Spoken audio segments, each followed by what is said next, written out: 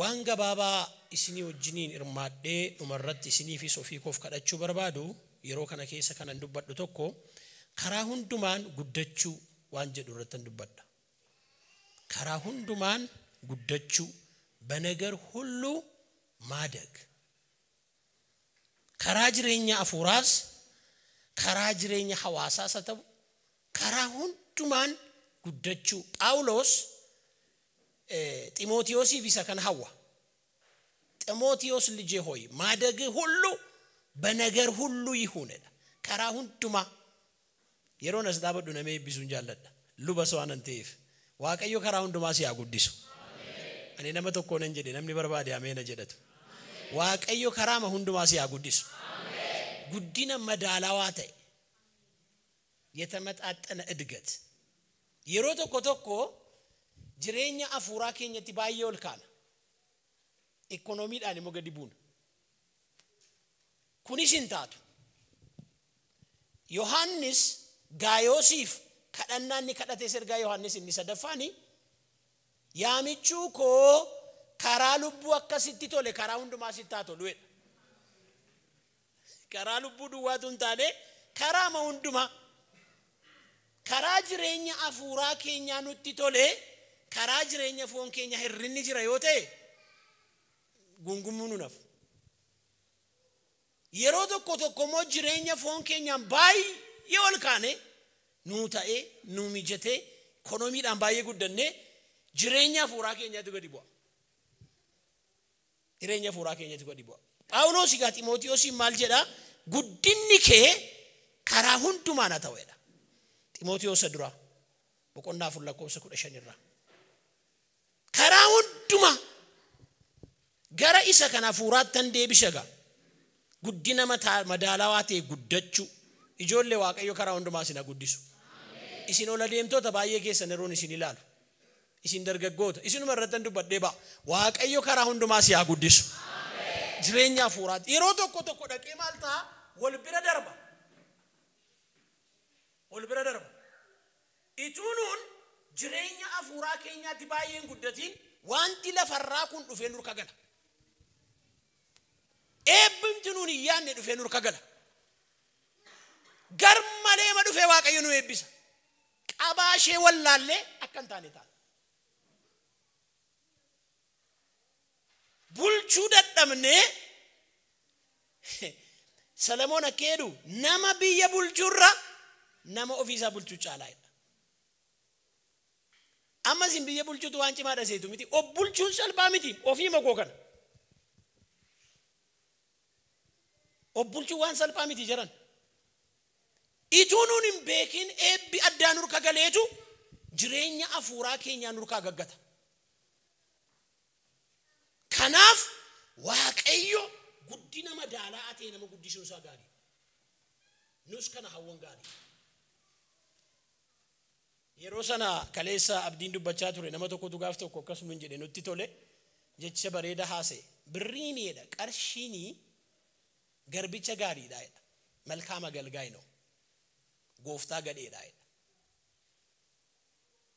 horiin qarshiin birriin bituu dandeenyaan garbicha gaariidha baay'ee sin tajaajila baay'ee siniif hojjeta baay'ee siniif argama. ofirratti moosisnaan immoo gooftaa gadheedha ejjituu si godha machooftuu si godha haadha manaa namaatti si fiisa kan keetti akka hin gammanne si godha. takka wiskii etta takka malootti etta takka jiinii etta takka diraaftii etta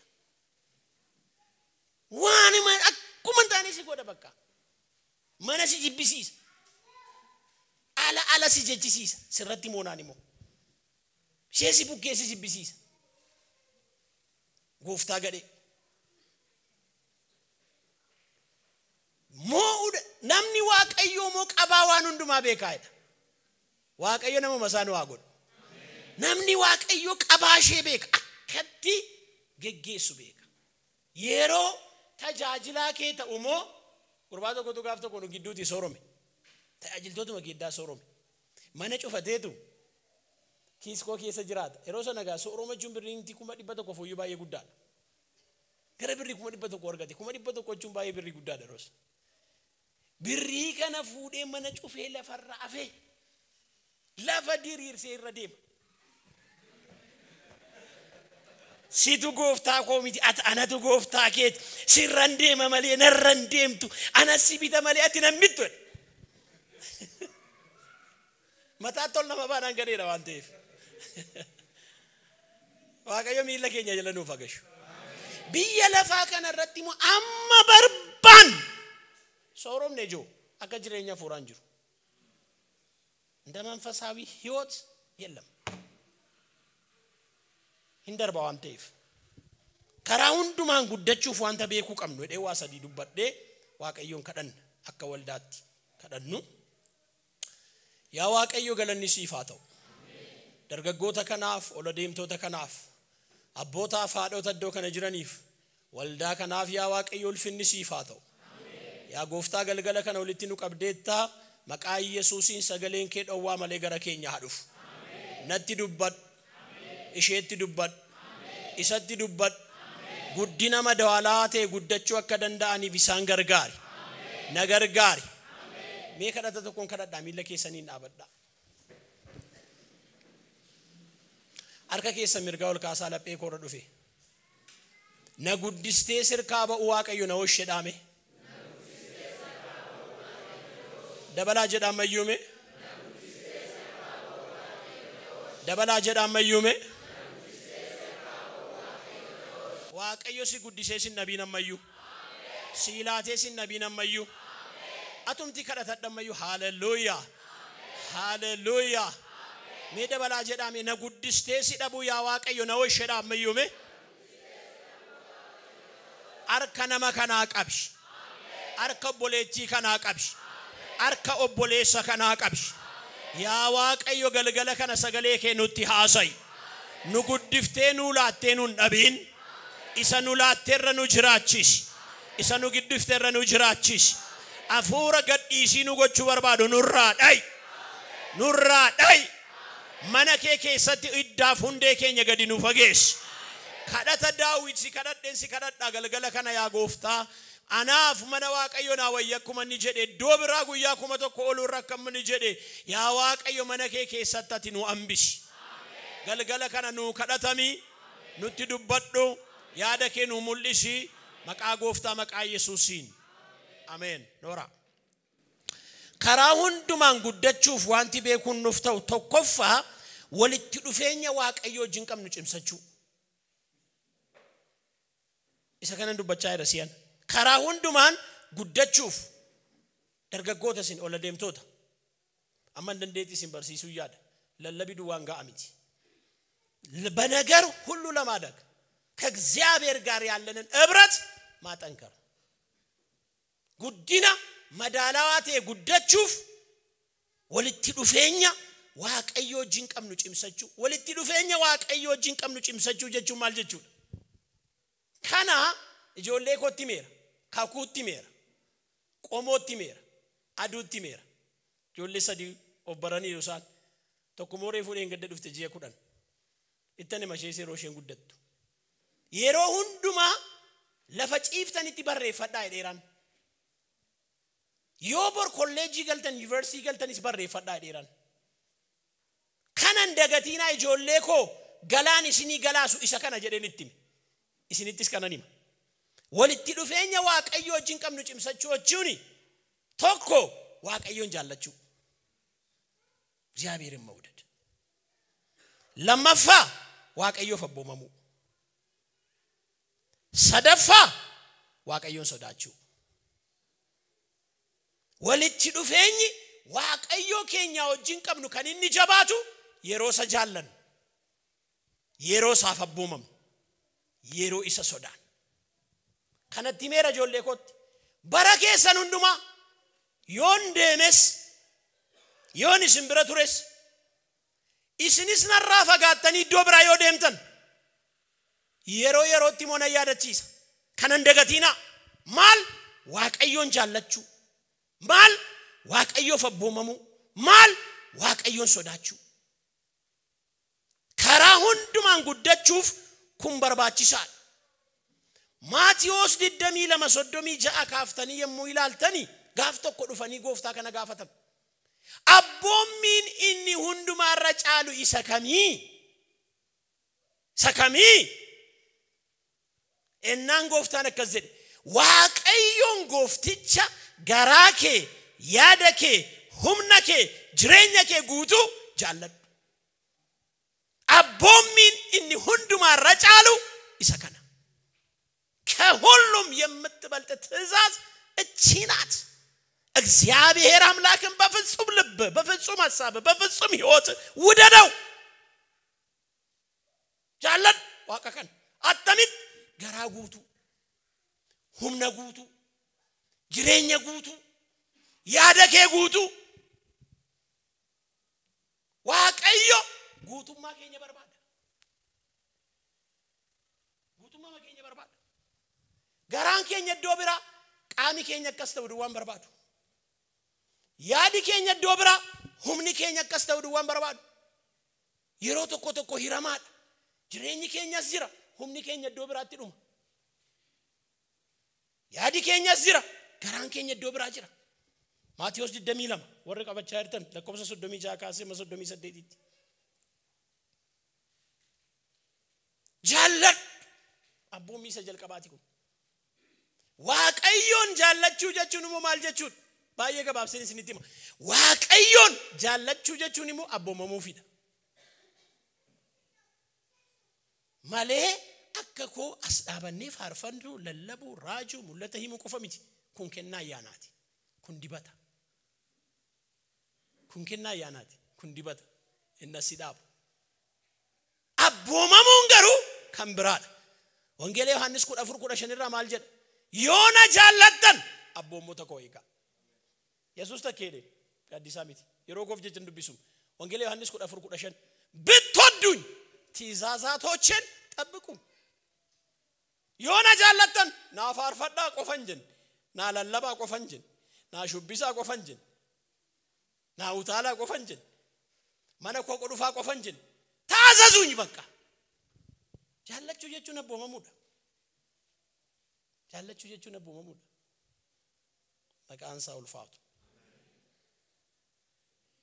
Yoona jaallattan abboommota koo eegaa. Abboommii isaa eeguu jechuun immoo karaa biraa maal jechuudha beektu? Waaqayyoon sodaachuu jechuudha. Lallaba boqonnaa 12 isa kana nan dubbisa. Macaafa lallabaa boqonnaa 12 dhumarratti abbaan lallabaa kan inni jedhe lakkoofsa 13 Waaqayyoon sodaadhu abboommii isaa eegi. Kun nama hundumaarraan barbaadama. Xumurri dubbii dhageenyee kana hundumaas kunoo isa kanaa. Waaqayyoon sodaadhu. Waaqayyoon sodaadhu abboommii isaa eegi. Jaallachuu jechuun immoo maal jechuudha? Waaqayyoon sodaachuu jechuudha. Waaqayyoon sodaadhu abboommii isaa eegi. Sodaachuu jechuun Waaqayyoon abboommota isaa eeguudha. Kun immoo nama hundumaarraa eegama. Meeshee kana gadi qabaame hin jira. Hunduma keenyarraa eegama. Narraa eegama. Raajiirraa eegama. Abdiirraa eegama. Faarfattootarraa eegama. Hunduma keenyarraa eegama. Kun immoo nama hundumaarraa kan eegamu. Xumurri dubbii dhageenye kana hundumaa isa kana. Isa kana. Karaa hundumaan guddachuuf walitti dhufeenya Waaqayyoo keenyaa wajjin qabnu cimsachuu. Jabaadhaa gooftaatti. Jabaadhaa. Jabaadhu. Jabaadhu obboleettii ko. Bitan ilaaliin, mirgan ilaaliin, fuulduran ilaaliin, dudduuban ilaaliin, na of kalchaa tajaajiltoota iyyuu ilaaliin. Dhiisi. Haasaa bakkee kanaas hin ilaaliin. Hoogganaa jireenya keessa ta'e. Qajeelfama jireenya keessa ta'e. Karaa sirrii isa sitti agarsiisu. Kana ilaali adeemi. Namoonni tokko tajaajiltoota harkatti miidhamu. Tajaajiltoota harkatti miidhamu. gaaf tokko gurbaa tokkotu na bira ciisa tajaajila dannee inni ergaa raajiidhaan tajaajila na bira ciise naafa ta'e maal ta'e gurbaa hundi dheen itti bubbu'e maa inni hin jedhe qoy waaqayyootu maanatti dubbachaa jira yaa ta'u gaatti dubbachaa dha dheen dhiise naafa ta'e waaqayyoodha tuma dabalaa dhufe kunoo naafa ta'e timbu'e mas maa inni ennaan waaqayyootu waa'ee keenatti dubbachaa jiraan naafa ta'e jechaan jiraa miidhe ergaan asaamaam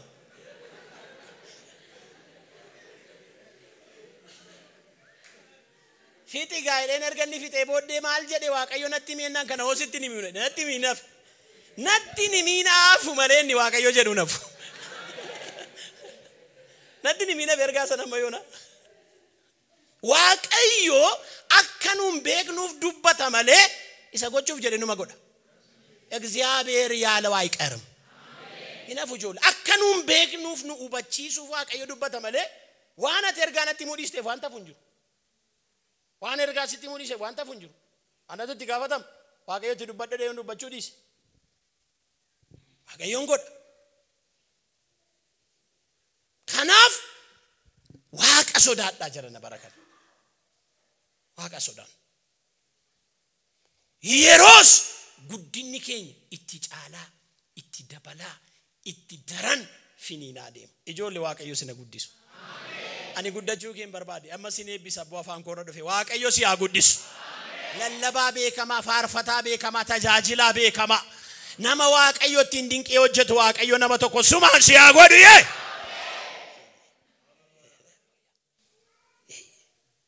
walitti dhufeenya waaqayyo keenya wajjin kan nama guddisu waaqayyoodha meeshee kana ameen jedha eeyotu nama guddisaa akkeedee Phaawulosi ani nan dhaabe Aphiloos ino baase kan guddisu garuu waaqayyoodha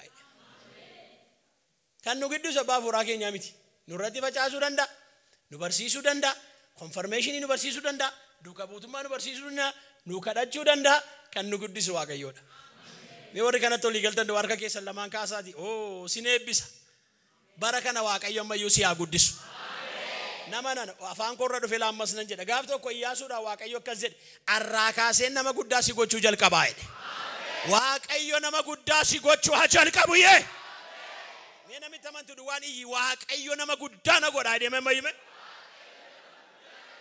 ammas nan jedha waaqayyo nama dhaga'amaa si haa godhu nama fudhatamaa si haa godhu nama dubbii isaa lafa hin buune si haa godhu raajii beekamaa akka Saamu'eel ka Saamu'eel ergaan isaa lafa hin buune si haa godhu yee iyyi dubbadhu waaqayyo na guddisa dhibee sagalee kee baasu waaqayyo nama guddisa maqaan isaa ulfaatu isumatti qabadduuf yaabbee waaqayyo nama guddisa isumatti rarraayaa fi waaqayyo nama guddisa isuma dura jilbeenfadhu waaqayyo nama guddisa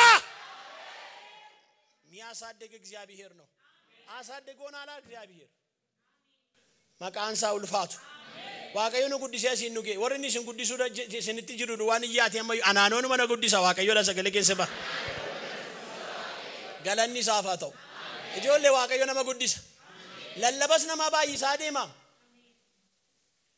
gaafa jalqaba lallaba naa kennani lallaba maalii kadhannaa naa kennan 86 ummati jilbeenfatee kadhata sagantaa foos pirogiraamii jira jimaatarra gurbaan tokko innis xoorseedha wotaadaraa dhufe Daani'eel jedhama amma durataa maanni kun kaayiniidha marii kaayiniidha waldaarra lamaan keenyaaf nuu kennan gidduu dhaabannee kadhan dhanni nu allatee du'e miilli nu ollatee hidhiin nu ollatee dafqinee namni jilbeenfateera kadhannaa keenya yeroo wal harkaa fuunee ameen jedhamu namni yeroo inni lafaa ka'u nuun fiinne katamaatti dhannee galle hin deebine naanee duune itu medani sagantaa gaggeessuu nuti kennan saatii sadii faa deemne akka warra makaana Yesuusitti immoo dubbisa duraa dubbisa lammaffaa faa kan jedhu jira saatii sadii faa duukaa deemne qeessata duukaa dubbisa duraa faa dubbifne galla tajaajila ture hin galeen lafa dhanneeti hin faarfachiif namni hin kadhanna nutuun kennanim dubbisa duraa dubbifne bakka tajaajileen dhufen tume dho sagantaa gaggeessuu nuti kennan achuma gidduutti immoo waaqayyo sinan guddisaa'edha. Maqaan isaa bara baraan haa eebbifamu. Ituu medhanii sagantaa mandaraa irratti lallabanutti kennan. Na yaadadha gaafa jalqaba lallabanaaf kennani mana cufadhee qofaa koo qophaa'ee haqaadheen qophaa'ee daqiiqaa 40-50 dubbadha deennaqe. Daqiiqaa 10 dubbadheen harkaa dhumte. Eessaa fidu dhabqee du'een harkaa dhumte. Ayizoo naan jedhanii dhufanii harkaa fuudhanii kadhannaatti ka'an. Garuu waan ani irraanfanne waaqayyo maal jedha ture? Muchanetti sii godha. Siin baay'isa. Dubbatteen fixxu. Ergaa akkasiifaan dhaga'an ture. Gaaf tokko keessa kaalinyiitu ergaa tokko natti dubbata. Waanuma akka waraqataatu jedhe cal jedhe as keessaa yaa'e. Inuma yaa'e. Akka nama maashiniidhaa yaa'e. Inuma yaa'e. Waanuma barreeffamaatuma yaa'e. Tajaajila keedhe waan si keessaa yaa'een dhumneen godhadha waaqayyoodhe. Waaqayyo akkasiifa godhu. Ijoollee mee sagalee baasaa jedha waaqayyo nama guddisaa jedhame ammayyume.